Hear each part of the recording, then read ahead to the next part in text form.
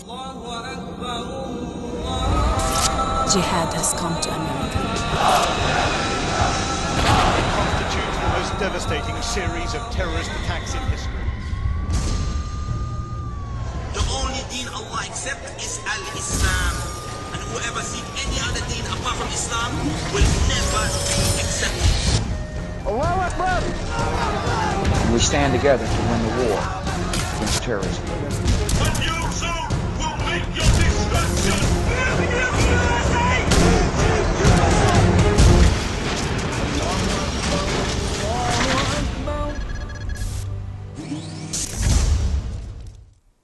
Can terrorism be charged simply as the work of psychotic individuals? How can suicide be redefined as martyrdom? We're here today to understand the tactics that control the mind of a person, leading him or her to commit acts of terrorism. But we're also here today to see if there is a difference in the motives of an Islamic terrorist versus a non-Islamic terrorist. What are those differences? We'll then focus on the motives behind an Islamic terrorist's decision to take part in such acts of violence.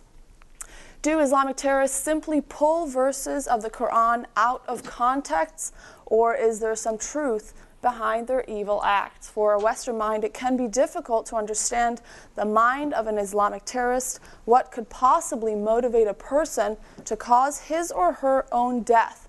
It's contrary to the values we're taught growing up, yet there are hundreds, if not thousands, of Islamic fundamentalists who are not only willing to die, and not only have been trained for such an event, but are actively looking for opportunities to blow themselves up as well as others up inside of America. Thank you for joining us this evening, September the 28th. You're watching Jihad Exposed. I'm Summer Goriel, your host for this evening. Tonight our topic is Into the Mind of an Islamic Terrorist, where we'll investigate the motives behind the die-hard commitment of an Islamic terrorist. I want to introduce to you our four guests of this evening, and then we'll get into our topic of tonight. We have Kamal Salim and Waleed Shubat, both ex-PLO terrorists. Welcome to both of you. We have Sami Zaatari, a Muslim apologist. Thank you for joining us this evening. And we also have Pastor Wajdi Iskander, a former Muslim turned Christian, here in the studio with us. So welcome all four of you to the program this evening.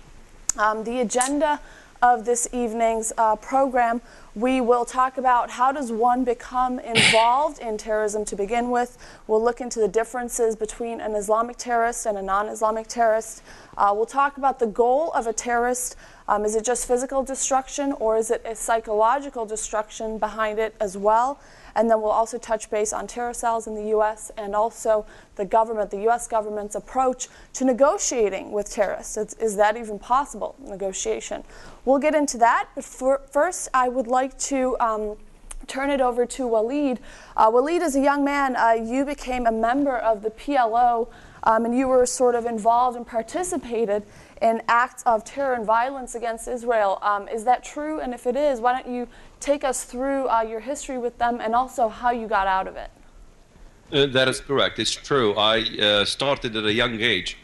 Islamic fundamentalism is the beginning of every child in the Palestinian area, especially in the Palestinian areas in which we are inculcated the ideology from a very young age. By the time I reached high school, the emphasis on martyrdom in Islam became part of our Islamic studies. In fact, I remember my two teachers, Sheikh Naim Ayyad and Sheikh Zakaria, graduates from Al-Azhar University of Egypt. These are scholars, Muslim scholars, in which we were taught the Quranic verses. وَلَا تَحْسَبَنَّ الَّذِينَ قُتِلُوا فِي سَبِيلِ اللَّهِ أَمْوَاتٌ بَلْ أَحْيَاءٌ عِنْدَ رَبِّهِمْ يُرْزَقُونَ. Do not think that the ones who die in the cause of Allah are dead but are alive with Allah, receiving His blessings. We were also taught the concept of Islamic eschatology, in which that in the end times, the Jews will be gathered into the area around Jerusalem, and then the nations surrounding Jerusalem, Muslim nations, will attack it and basically destroy all the Jews. I ended up rioting in the streets, and it evolves. And after that, I planted a bomb. It exploded in Israel, and later on came to the States and was involved with Jamal Saeed in Chicago and was part of the apparatus here. I left the PLO, became part of the Muslim Brotherhood. And later on, I studied the Bible in 1993, which changed my mind and changed my views regarding Islam, and I converted to Christianity. So while I thought in Islam, Islam can be summed up in one word, cavalry, the Bible can be summed up in one word, Calvary. Calvary was the solution, and cavalry in Islam was the problem. Thank you, Waleed. Kamal, you were born into a large Sunni Muslim Lebanese family, as your website states. In your book, Blood of Lambs, it asks the question written in the front. It says, how does an innocent boy grow into a hate-filled terrorist? Why don't you take us through that? I mean, how does that happen, such an innocent boy to grow up in that environment and get involved in such terrorism? In my world, it was clearly different. Our world in Lebanon, when the Palestinians moved into Lebanon, and we didn't have, it was harmonic atmosphere over there, and we had no issues. But in our Muslim atmosphere, my mother was Turkish Ottoman, and she had the views of jihad and the views of the rise of final Imam or the final Khalifa, to come about, and the Ottoman Empire take its place all over again. And her teaching at home was radical. So I was, before I was recruited by anything, I was completely taken by my mother. Milk was, my mother said, one day you will die for the sake of Allah. And then she never failed to share with me and all my brothers, the hadith by Muhammad, the Prophet of Islam. And it says, علموا أولادكم السباحة والرماية وركوب الخيل وعلموا أولادكم لغة أعدائكم. هذا الصحيح.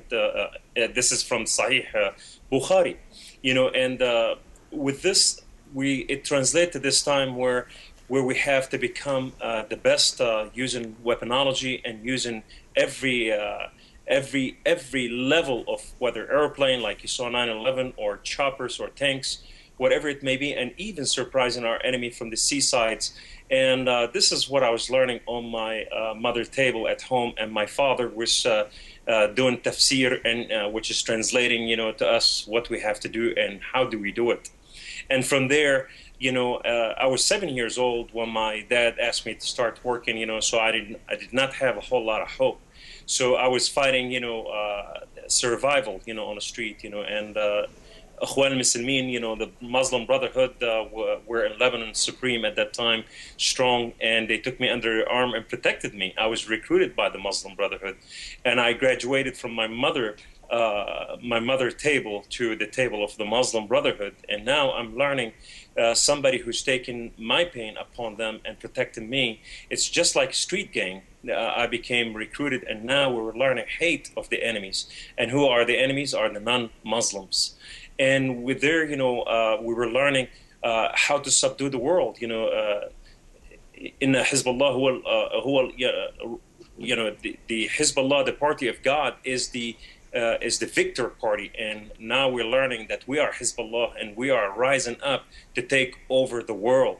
So now we're learning, with the Muslim Brotherhood, and we learned that Yasser Arafat was a Muslim Brotherhood recruit in Egypt before he came to Syria or Lebanon.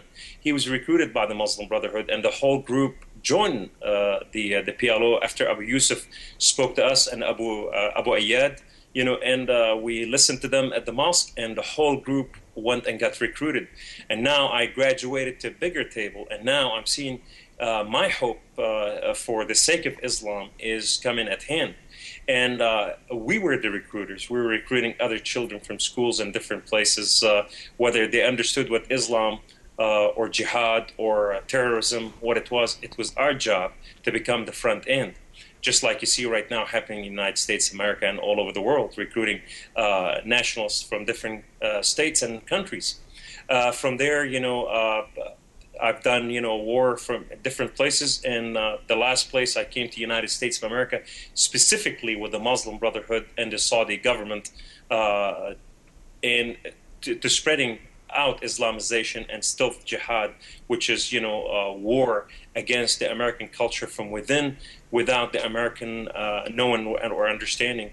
I was faced by severe car wreck that I was disabled because of the severe car wreck, and I met 3 men, and these men showed me a new kindness, a new love, a new understanding that the God that they worship, truly, they lived that life. They did not say one thing as where I came from do what I say and don't do what I do, you know, so it was double standard.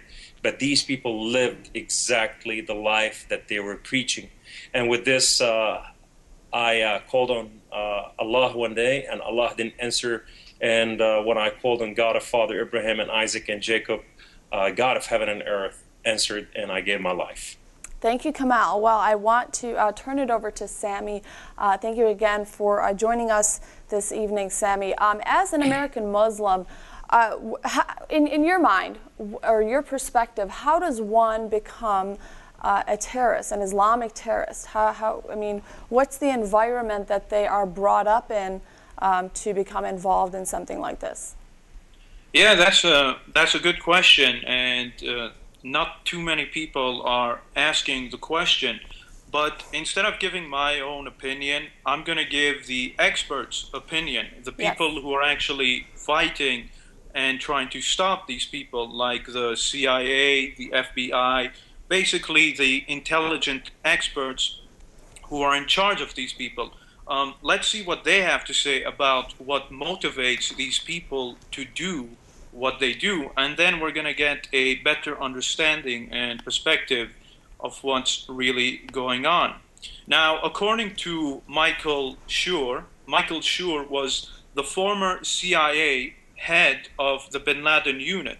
So this guy was in charge of the Bin Laden unit, tracking him down, so forth and so forth. So obviously, he's qualified to talk about this issue. And he himself says, why do these people become extremists? And his response is this: they aren't fighting because they hate freedom or our way of life, but because of foreign policy and how it impacts the Islamic world, and because of Western interference in the Islamic world. Now, I'm not saying that. This is a former CIA member. Do you agree with him? Unit. Do you agree with him as someone that's devoted to Islam? Do you agree with that statement? Yeah, I do agree with that statement. And do you know why I agree with that statement? Because the terrorists themselves have said that. For instance, Khalid Sheikh Mohammed, he's the guy who planned 9/11. He's even above Osama in the 9/11 plot. And do you know what he said? You can go find this statement right now on the U.S. Defense Government website. This is public for everybody. They had a court, and according to him, this is his own words, and I'm quoting you from the Defense Government website. This is officially from the government, and this is what he said. I mean, the language of the war is victims. I don't like to kill people. I feel very sorry they've been killed, kids in 9/11. What will I do? This is the language. Sometime I want to make great awakening between American to stop foreign policy in our land. So here you have the main plotter of 9/11 saying he did this to stop foreign policy in our land. So you have a former CIA head of the Bin Laden unit saying they're doing this because of foreign policy, and you have the guy who plotted 9/11 saying they do this because of foreign policy. Thank you, Sammy. Sammy, I want to turn it over to Pastor Wedgie. Thank you for that explanation. Actually, my question was, how does one get involved in terrorism? Even young kids at the age of 8 or 9, we see video clips of them getting involved. How does that person, I want to start from the beginning and not necessarily one of the causes. You say that foreign policy is a cause. We said in our last show a couple weeks ago, there's a lot of non-Muslims that are upset with foreign policy.